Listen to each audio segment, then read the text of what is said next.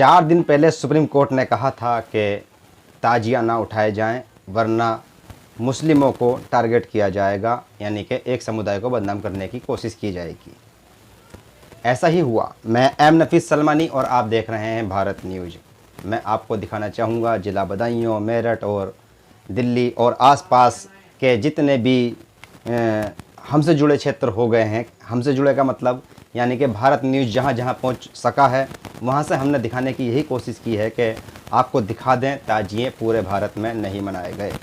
एक तरह से ये कहा जाए तो ज़्यादा बेहतर रहेगा कि बहुत से आलिम जो मुस्लिमों में भी कई सारे फ़िरके हैं और उन फ़िरकों के अंदर ये भी बात हमेशा देखने को मिलती थी कि भाई ताजिए ना उठाए जाएं। एक फ़िरका ऐसा था जो कहता था कि ताजिए ना उठाए जाएं।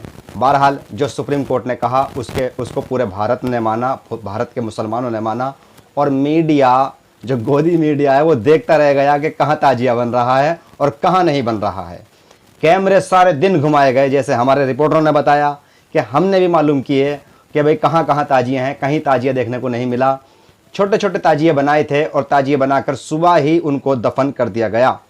कुल मिलाकर आज गोदी मीडिया को ये कहने का बिल्कुल भी मौका नहीं मिल पाया कि मुसलमानों को कैसे बदनाम किया जाए, यानी कि मुसलमानों ने एक ऐसा माहौल बना के खड़ा कर दिया इस बार ताजियों पर, जो कि पूरे भारत में बड़े एक तरह से कहा जा सकता है कि भाई इसको शब्द में ये दूँ तो ज़्यादा बेहतर रहेगा कि बहुत ज़्यादा ज़ोर शोर से ताजिया उठाए जाते थे पूरे भारत में। भारत का कोई गांव नहीं छूटता था, कोई शहर नहीं छूटता था। बड़े बड़े मेले लगते थे और बहुत ऊंचे ऊंचे लाखों के हजारों के ताजिए बनते थे।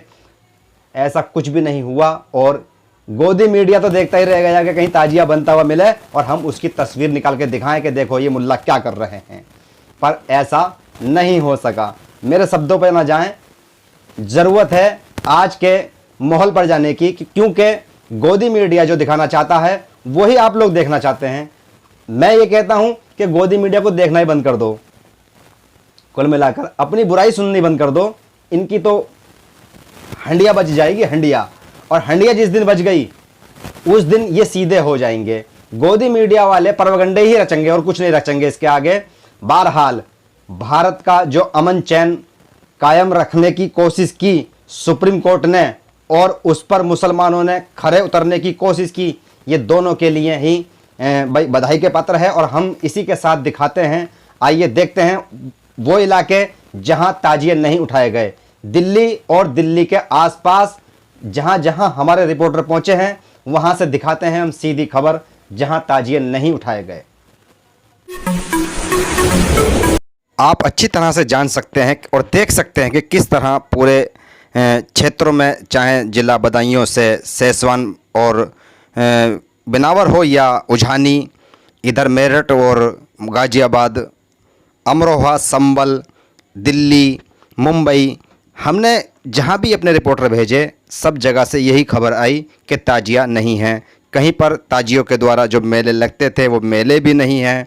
कुल मिलाकर जिम्मेदार लोगों से बात भी की गई। सब ने एक ही बात कही कि हम सुप्रीम कोर्ट का सम्मान करते हैं। सुप्रीम कोर्ट ने जो गाइडलाइंस दी है हम उसका सम्मान करते हैं और ताजिया नहीं उठाएंगे। पूरे भारत में मुस्लिम समुदाय ने ताजियों को लेकर आज जो एक तरह से संदेश दिया है पूरे भारत के लिए, वो एक सराहनीय कदम उठाया है और इसकी तारीफ़ जितनी की जाए कम है।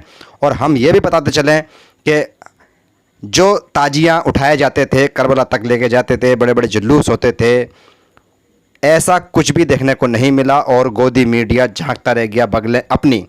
अब हम आपको बताते चलें कि ये पिछले साल की कुछ तस्वीरें हम आपके सामने पेश कर रहे हैं।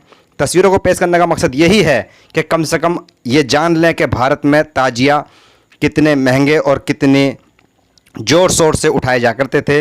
इमाम हसन हुसैन की याद में मुस्लिम समुदाय ताजिया मनाता है।